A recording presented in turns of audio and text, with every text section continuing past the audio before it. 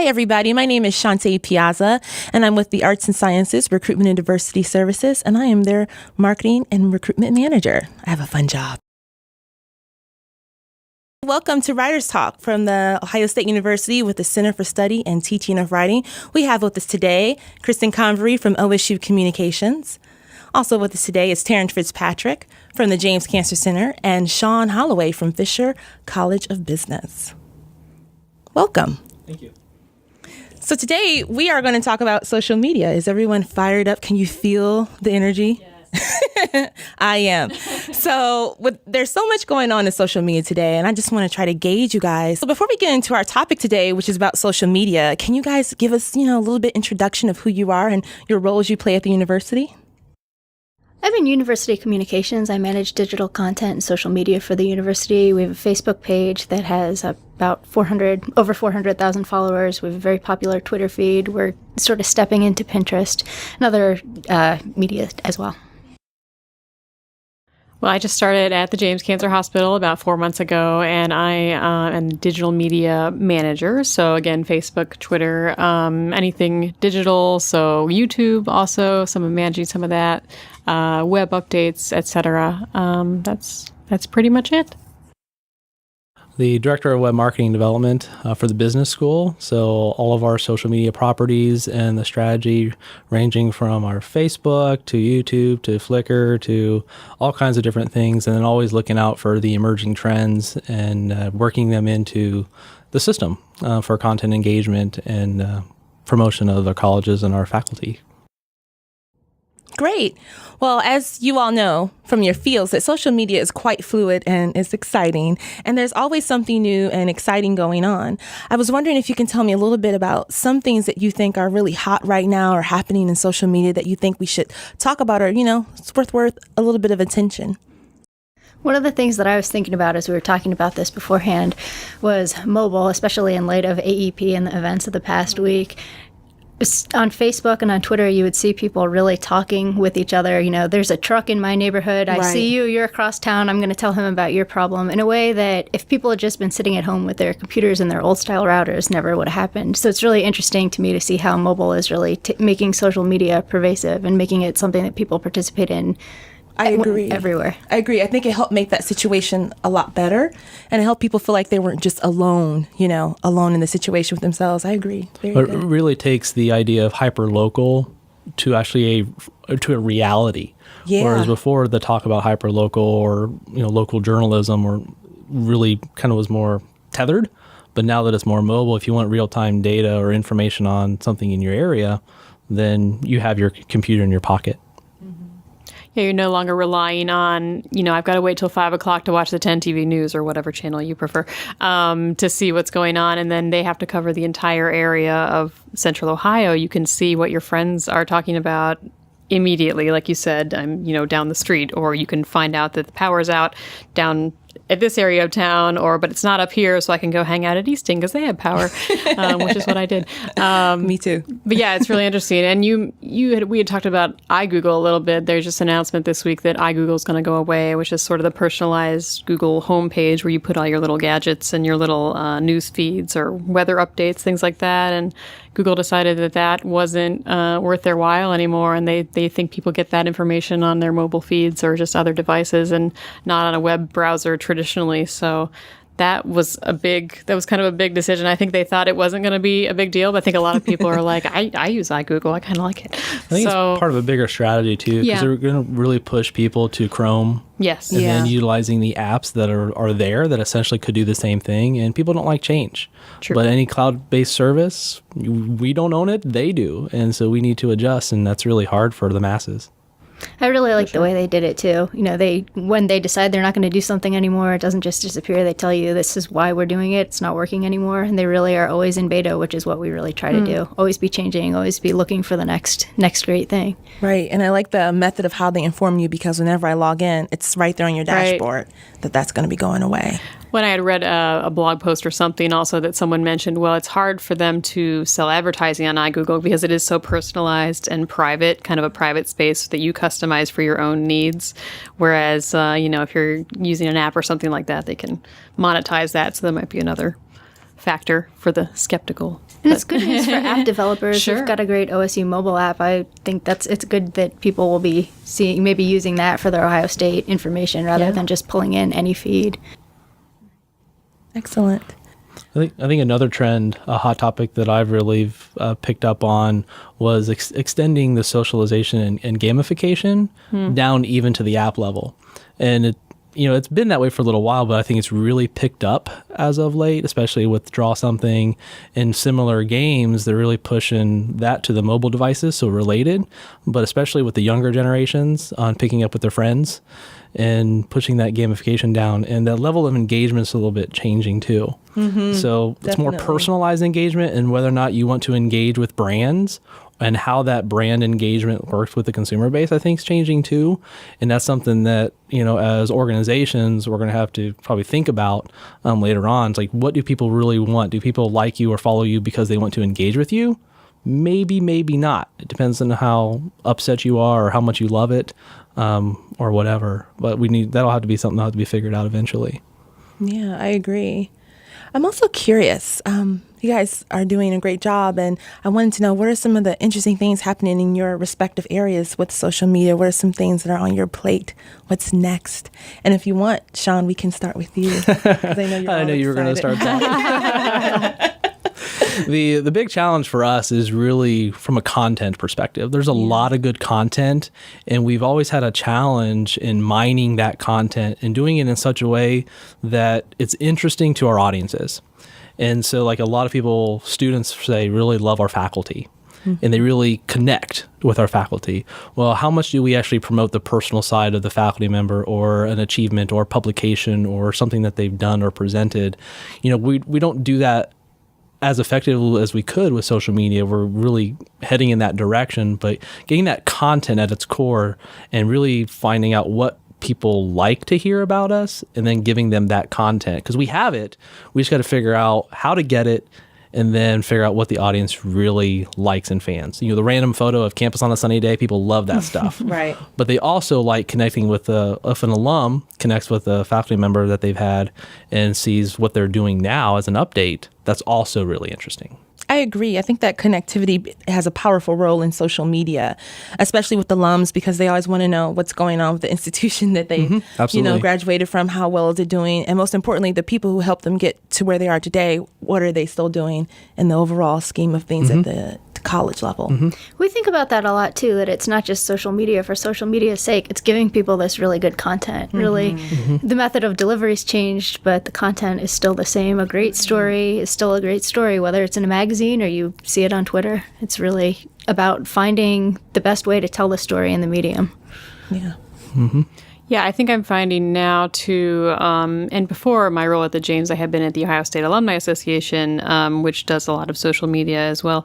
And we found the same thing, that anything visual is huge right now and gets so much higher response and so much higher engagement for us. So anytime you can put a photo of campus, like you said, is always great, or a people, or any kind of, there's a great story related to it too, if it was a patient, or anytime we post something about one of our physicians that somebody may have been treated by, there's a huge response. People are so grateful, especially at the James, of what change it's made in their lives, and they're the first to say thank you and really appreciate the care you gave me, and the photos really seem to even up that even more. So the visual thing is huge, and leading into kind of Pinterest and Instagram and those other apps that are all visually focused. Instagram is like taken off.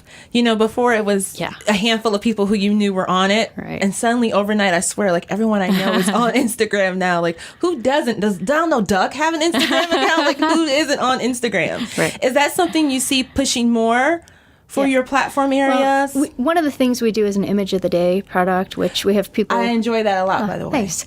We have people submit images that they've taken to the OSU website. It's on the site. Then we also push a lot of them onto social media, and we've just seen people use Instagram and like Instagram, and it'll be interesting. We'll get an Instagram photo, we'll post it to the site, I'll post it to Facebook, and then we'll get 10 more. Yeah. So you can see people see it, they like to use it.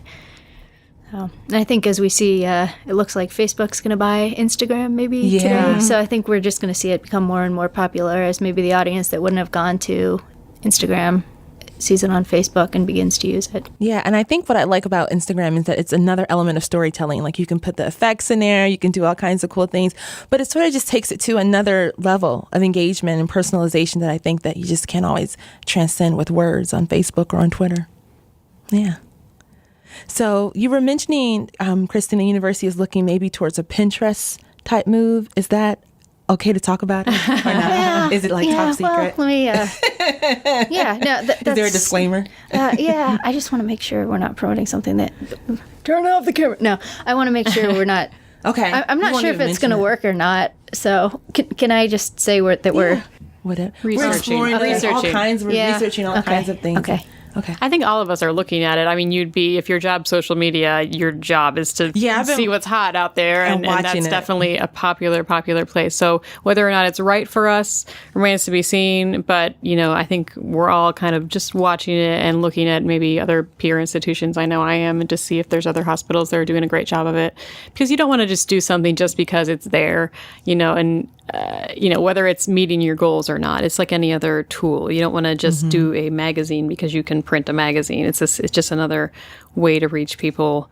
But if it's not driving people back to your site or meeting any of your other strategic goals, then is it just another thing to do? So That's the challenge for us. I have the college's Pinterest page created and it's just sitting there. And I've created other things that sit there and they just eventually die and I'll do anything with them. But our challenge is, what do we put up there? Right.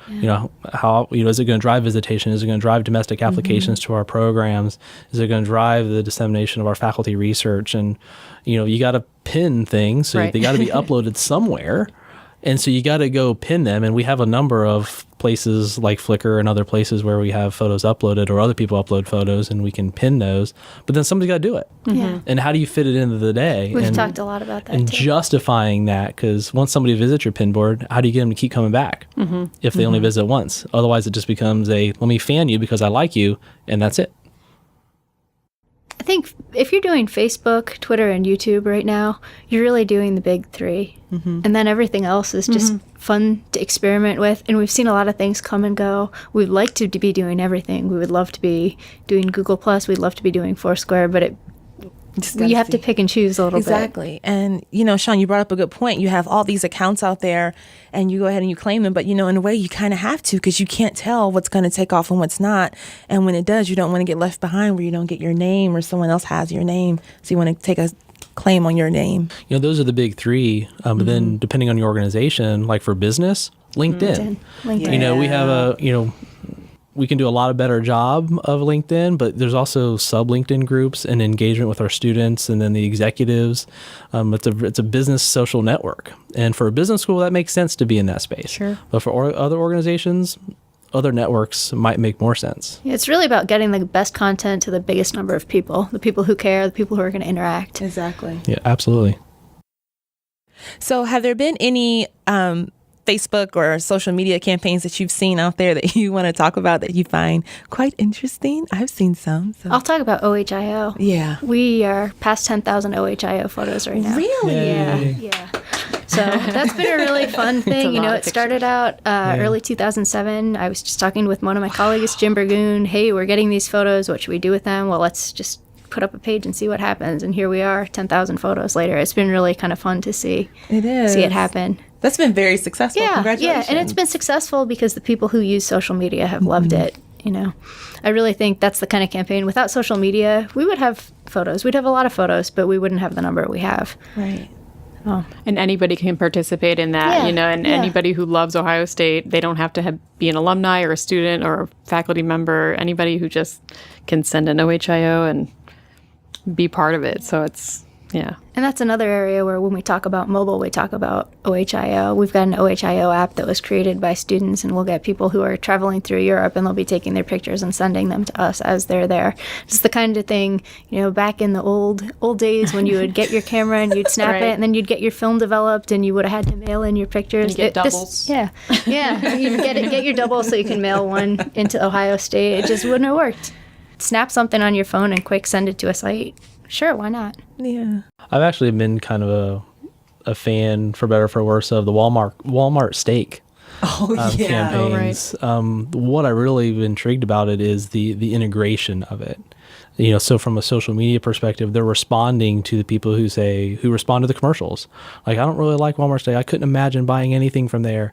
But then on Twitter, they're responding to those conversations, or they're all different ways, from the media, from the radio to the commercials. The video has penetrated their YouTube channels. It gets linked on Twitter. It's a consistent message across all those media. And I think they're making some headway personally, but it's really interesting that the breadth of the engagement and the impact that they're having on the thought process of the integration with Walmart Steaks. I've seen the commercials. They're quite entertaining. That's part of it. It's got to be spreadable. If it's not memorable, it's forgettable. Yeah, very true. When we talk about engagement too, we're using hashtags more on Twitter. We're sort of conscious. President Yi's Twitter feed, he's been using Higher Ed Future to talk about the future of higher education with people across the nation, and that's been really fun and interesting to see. We've been using OSU Summer to talk to people about what they're doing this summer, and just trying to pair the digital content that we're producing with a hashtag so people can read the story on osu.edu and then share their own stories via social media. So it's really figuring out how to engage. And what's really great about that is when we see a hashtag, we piggyback off of it. Yeah. OSU Grad 12. Yeah. So as a university, we gather around as a university community around a hashtag, like for graduation or any other.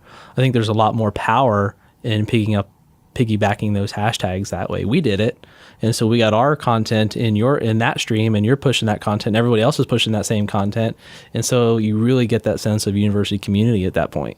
I'm not sure who started it, but there's the new to OSU one as well for any of the new students, incoming students, just little tips about where to go, what to do, things that are important, and people just incorporate that. And I mean, I'm sure it's very helpful for people who are new to campus. There's so much to learn and so much to see and do that be a good thing to look out for. I saw that and we adopted it too because it's a great way to share these fun things that little tidbits. Yeah, Buckeye trivia, things that you want to know, the lyrics to Carmen, Ohio. Right. When did the chimes at Orton Hall start ringing? These things that it's summer, there's not maybe as much going on. Here's a way to have some fun and too. I think there's something happening there with our newly admitted students that will be coming here in the fall. They're dying to connect. And once upon a time, you come down, you do orientation, and then you'll see classes in about 2 months or so. But with the beauty of social media is that they can start engaging as soon as they sign on to the page, or they like it, or they follow it. I know on the arts and sciences page, we get questions about classes and, people saying, who's graduating in 2012, and, people doing shout outs that way. I think it's a cool incentive to kind of engage the students before they get here, which is what they're really hungry for. Yeah.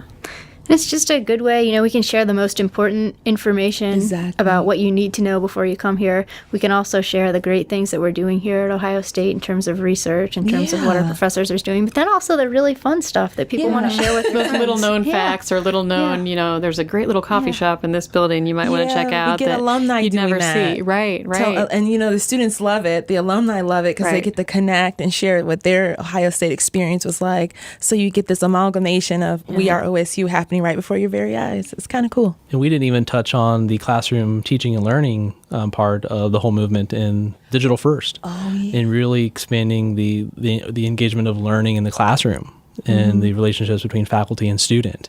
That we haven't even tip the iceberg on going into that conversation, but that's pretty huge too. And the movement of Ohio State really moving into meeting that demand or that expectation of a new generation of students.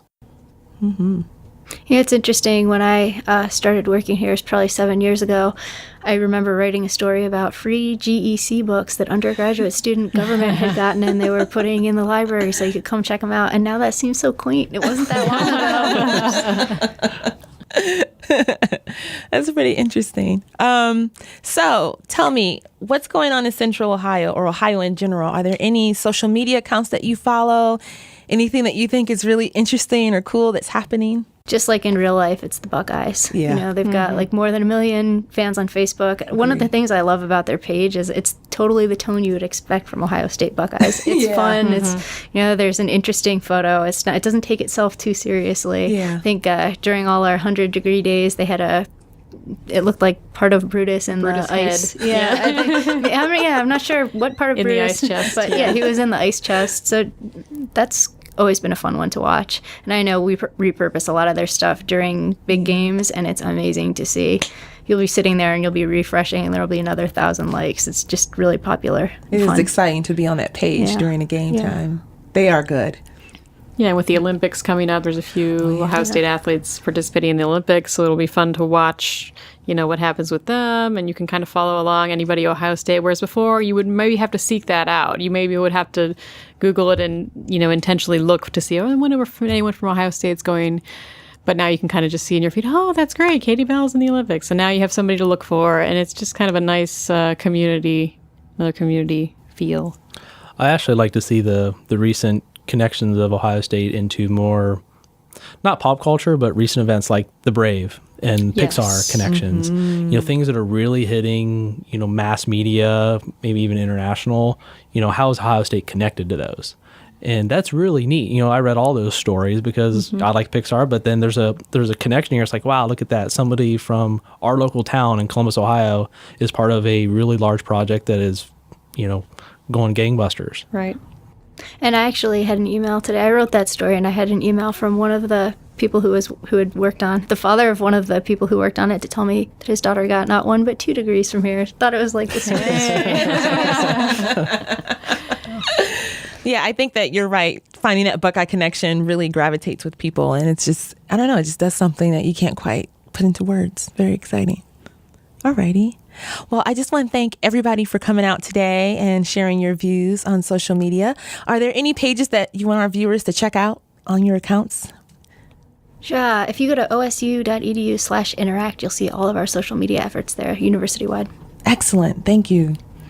We are /TheJamesOSU on Facebook and Twitter, and there's also a Facebook page for the Stephanie Spielman Fund for Breast Cancer Research, and there's also Team Buckeye, which is the Ohio State Super Peloton that participates in Pelotonia. So any faculty, staff, students, alumni who are riding in that big bike event for cancer research, about a month from now. So those are all kind of under our James blanket. We have a very common handle for the business schools accounts, and it's Fisher OSU. Excellent. And you can find it on the interactive site that Kristen mentioned. Wonderful. Well, thanks for coming out, everybody. Thank you. Thank you.